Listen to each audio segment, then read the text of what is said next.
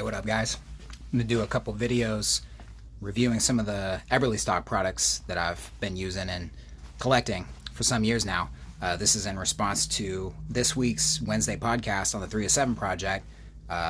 Chad talked about Eberlestock and his favorite pack from them, and that they're an unofficial sponsor of the 3 of 7 project.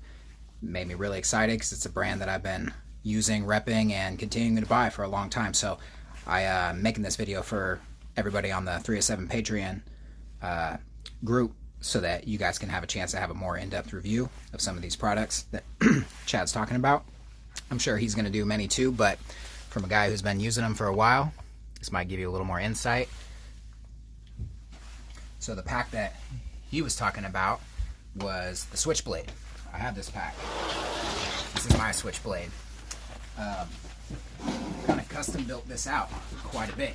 You can see I got the multi-cam color. I have quite a few unique features that I built into this to make it above and beyond what they offered out of the box. I've been using this pack for probably about 3.5 years now. I really like it it's very versatile. It's got the hideaway pockets. I'm not going to go into detail on those, but I will really want to show the upgrades that can really make this do a lot more out of the box. First of all, you guys can see I put a hip belt on it. That's from Eberlestock. I ordered that. Gives it a nice upgrade for when you're carrying heavier loads. What I really like about a lot of the Eberlestocks is they have this ladder system for the shoulder pads. So you can adjust this for your ride height, depending on your body type, the width of your shoulders, whatever you want to call it. This is easily adjustable to fit your different needs depending on what you're doing. I adjust this pretty regularly depending on what I'm carrying. Sometimes I want this riding really high, sometimes I want it riding lower. So right here out of the top, this is an extra pouch that I added on to the molly of the top of the bag. It's not an Eberlestock pouch. This is from Condor, I believe. And you know, it's just a basic, pretty large pouch. I like to keep like rain gear in this, a rain jacket. This is an Eberlestock rain jacket. You know, gloves, hats, beanie, whatever. Keep this in this. Puffs out pretty good. And the reason why I put this on here is because I put it this way with the zipper up. So when the bag's laying down on the straps, I can still easily get in here. The other pouch that is on the top has the zipper on this side. So if your bag's laying this way and you go to unzip this, sometimes your stuff will fall out. Really, when you're going to go get into the two main compartments to this bag, you want it flipped over on its back. That's not always how I'm using my stuff, so I wanted this as an option to be easily able to get in and out when it's laying down like this. The other thing that you're going to notice, this looks completely different than Chad's. This is an add-on that I just recently did less than a month ago. It's called a Universal Beaver Tail. This is from a different company called Full Tang Tactical. I was able to figure out how to molly these straps onto the sides, and I really like to be able to fashion stuff to the outside of the pack to increase the capacity, or depending on what I'm going to go do, some certain tripods or other weapons activity features that aren't going to fit inside the pack when I have it fully loaded, that I can strap onto the outside. And this beaver tail system allows that to be really, really cool upgrade. It comes with the straps and adjustable clips, so I can really pop that out to be very spacious to throw even a whole other pack on here, something that I might want to drop off when I'm on a long hike. Besides the beaver tail, the other thing that I added to this was these straps right here. These are E-Mod pack straps from Eberlestock. It's an accessory that they offer. This pack is part of their E-Mod system, so it has these specific little loops built in so that you can easily clip these guys in and off for additional gear storage. I'm mostly using these when I'm putting something on the sides. The beaver tail is going to handle stuff that I want to put on this side, whereas these straps are easily adjustable, can go out pretty big to put stuff along the sides as well. Alright, let's get into the main compartment.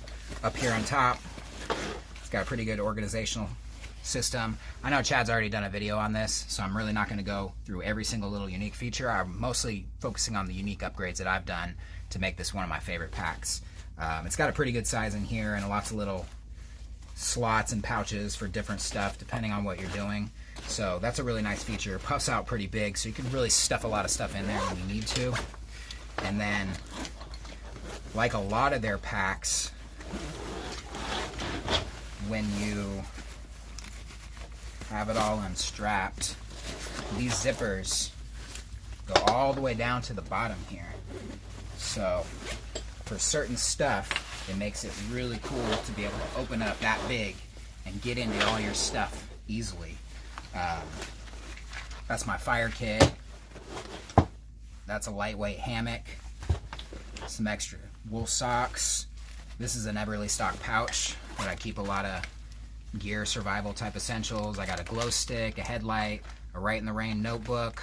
I got some Ranger paste beads, as well as some Kevlar cord and a couple other cool goodies. That's a signaling mirror. So I like a lot of their little pouches that they have to keep your stuff organized. I'm a big bargain shopper. I really wait until they're having their big sales. They have annual sales every year, so you get a pretty deep discount on stuff, as well as because they're constantly upgrading and innovating their packs and their gear. So some of the stuff comes out with new versions, and then the old version goes on outlet sale. So I'm a monster savage buyer when it comes to getting bargain shopping stuff, to be able to gear yourself out fully without having to spend top dollar for the best stuff. So here's another little compact Eberlestock pouch. I mostly keep flashlight related stuff in here for seeing. Another headlight, some extra batteries, another couple lights in there, little light on the outside. So this is cool. This is actually part of their chest rig called the Recon Bino Pack. This is one of the accessories for that. So sometimes I'll put it on that because I do have one of those as well. Eberlestock also makes these hanging pouches. These are really lightweight. This is my hygiene kit. You know, got toilet paper, toothbrush, some sanitizer stuff in there, some clean wipes. So I like these. They got these little small clips on them so you can hang them from the inside of your pack, and they bundle up real small, very lightweight, water resistant. The pack also has a lot of slots on the inside. Extra mags. This is my rangefinder. This is a Sig Sauer rangefinder and an Eberlestock rangefinder pouch that's designed for their Recon Bino Pack. And then, you know, it also does pretty good when you're carrying heavy stuff. Like this is my little mini breacher kit. You might want to ask why I have that on. I got a good reason for it, but I'm not going to talk about that in this video. As well as, I'm a fan of cheap knives. I do have some expensive knives, but I also like to pick up cheap knives from the hardware store that are really useful in a situation. This is a ducting knife. It's by Klein Tools, which makes a lot of electrical equipment. Straight blade on one side, serrated blade on the other side. Really solid hammering surface on the bottom. So that was a win, and I think this knife was like 25 bucks, something like that. So I like to collect stuff like that. I got a whole drawer full of knives like that in here. And also these organizational slots are very useful. Having these here, and then also having the MOLLE and the Velcro surface on the inside makes it easy to put stuff on there. You can see I have a little pouch on this. This is another Condor pouch. I think I got some lighters, extra batteries in there. Kuyu, they make a really cheap butt pad if you guys want something comfortable to sit on. They call it a glassing pad when you're sitting out there on the slopes glassing looking for big game. That's really comfortable to have in your butt. So that's the gist of it. That's how I built it out. I change this around a lot. I can add a lot of stuff to it. There's a lot more MOLLE on the sides that you can put some other pouches on, just very mission specific. It's a pretty funny patch right there. I like to be able to throw some jokes on there every once in a while, keep the morale high. But yeah, I thought you Patreoners might appreciate me making a little video. Like I said, I've been an Eberlestock fan for a long time. You can see Eberlestock flag right there. There's an Eberlestock sticker right there. And I have several other packs as well as some really custom stuff that I built out of their materials.